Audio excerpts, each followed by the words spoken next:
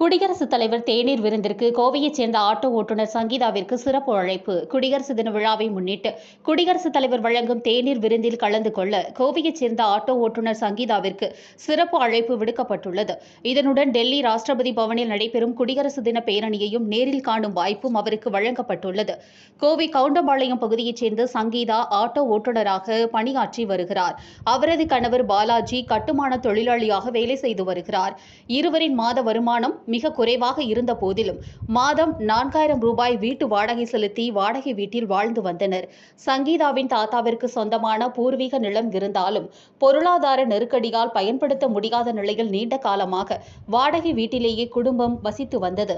இருப்பினும் தங்களின் இரு மகன்களையும் அரசு பள்ளிகளில் சேர்த்து முறையான கல்வி அளிப்பதில் பெற்றோர் முழு கவனம் செலுத்தி வருகின்றனர். சிறு சிறு சேமிப்புகளுடன் சொந்த வீடு கட்ட வேண்டும் என்ற கனவுடன் முக்கிய முடிவை எடுத்த சங்கீதா தமிழ்நாடு நகர்ப்புற மேம்பாட்டு வாரியத்தின் மூலம் அனைவருக்கும் வீடு திட்டத்தின் கீழ் 2.10 லட்சம் மானியம் பெற்றார். இதனுடன் கூட்டுறவு வங்கியில் இருந்து 5 லட்சம் கடன் பெற்று சொந்த வீடு கட்டி தனது கனவை நனவாக்கினார். கடின உழைப்பு, பொறுமை மற்றும் தொடர் முயற்சியால் எந்த கனவும் நிறைவேறும் என்பதற்கு சிறந்த சான்றாக சங்கீதா விளங்குகிறார். இதனை கௌரவிக்கும் வகையில் BLC திட்டத்தின் பயனாளியான அவருக்கு குடியரசு தின விழாவிற்கான சிறப்பு அழைப்பிதழ் வழங்கப்பட்டுள்ளது. மேலும் டெல்லியில் ராஷ்டிரபதி பவனில் நடைபெறும் குடியரசு தின பேரணியை நேரில் காணும் அரிய வாய்ப்பும் சங்கீதாவிற்கு கிடைத்துள்ளது. இது அவரது வாழ்க்கையில் மறக்க முடியாத பெருமைமிக்க தருணமாக அமைந்துள்ளது. இதுகுறித்து சங்கீதா கூறுகையில், நீண்ட நாட்கள் வாடகை வீட்டில் வசித்து வந்ததால் மானியத்துடன் வீடு கட்டும் வாய்ப்பு கிடைத்ததாகவும் தான் 7 வருடம் ஆட்டோ ஓட்டி வருவதாகவும் தெரிவித்த அவர், தற்போது தனக்கு குடியரசுத் தலைவர் தேநீர் விருந்திற்கு அழைப்பு விடுத்துள்ளது மிகவும் மகிழ்ச்சியாக உள்ளதாகவும் தெரிவித்தார். மேலும் பெண் ஆட்டோ ஓட்டுநர்களுக்கு தொந்தரவு இருப்பதாகவும் இதனை தமிழக அரசு கவனத்தில் எடுத்துக்கொண்டு பெண் ஆட்டோ ஓட்டுநர்களுக்கு தகுந்த பாதுகாப்பு அளிக்கப்பட வேண்டும் என்றும் வலியுறுத்தினார். வணக்கங்க, என் பேர் சங்கீதா. நான் கடந்த 7 வருஷமா ஆட்டோ டிரைவராக இருக்கிறேன். நான் கோவை கவுண்டம்பாளையம் கோயம்புத்தூர் மாவட்டத்தில் வசித்து வந்துட்டுருக்கிறேன். எனக்கு 2 ஆண் குழந்தைகள். ஒருத்தர் பேர் Vijay Prasad, BSc physical education படிக்கிறாரு, ஃபஸ்ட் இயர் காலேஜ். இன்னொருத்தர் 10th கவர்மெண்ட் ஸ்கூலில் படிச்சுட்ருக்காரு. எனக்கு நான் ஒரு சொந்த நிலத்துல, எங்கள் தாத்தாவோட பூர்வீக நிலத்துல நான் வீடு கட்டினேன்.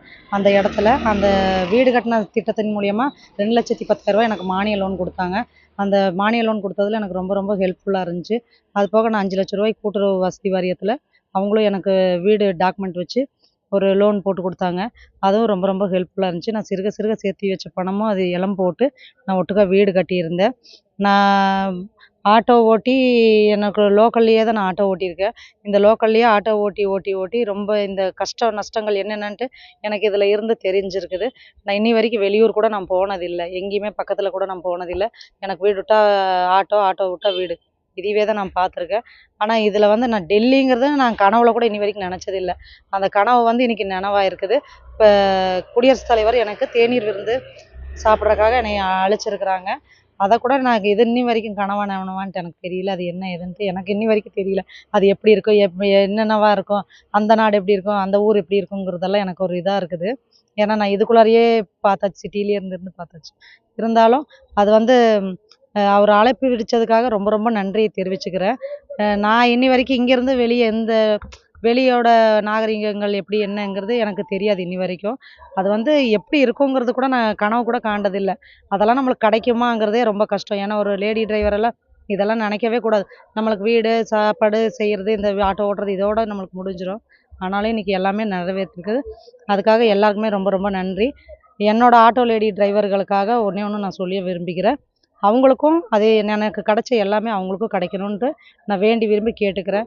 ஆட்டோ ஃபீல்டில் நிறைய தொல்லைகள், நிறைய பிரச்சனைகள் இருக்குது. அதை எல்லாமே கவர்மெண்ட் அரசு, தமிழக அரசு பார்த்து கொஞ்சம் எல்லாருக்குமே சப்போர்ட் பண்ணி கொடுக்கணும்னு நான் ரொம்ப வேண்டி விரும்பி கேட்டுக்கிறேன். எல்லாருக்குமே கொஞ்சம் ஹெல்ப்ஃபுல்லாக இருக்கணும். எல்லாம் நைட் வரைக்கும் வண்டி ஓட்டுறாங்க, எல்லா லேடியுமே எல்லா கஷ்ட நஷ்டங்களுமே எல்லாம் பழகி ரொம்ப வண்டி ஓட்டுறாங்க. கொஞ்சம் அவங்களுக்கெல்லாம் கொஞ்சம் பாதுகாப்பு கொடுக்கணுன்ட்டு எல்லாத்தையும் வேண்டி விரும்பி கேட்டுக்கிறேன். எல்லாருக்கும் நன்றி.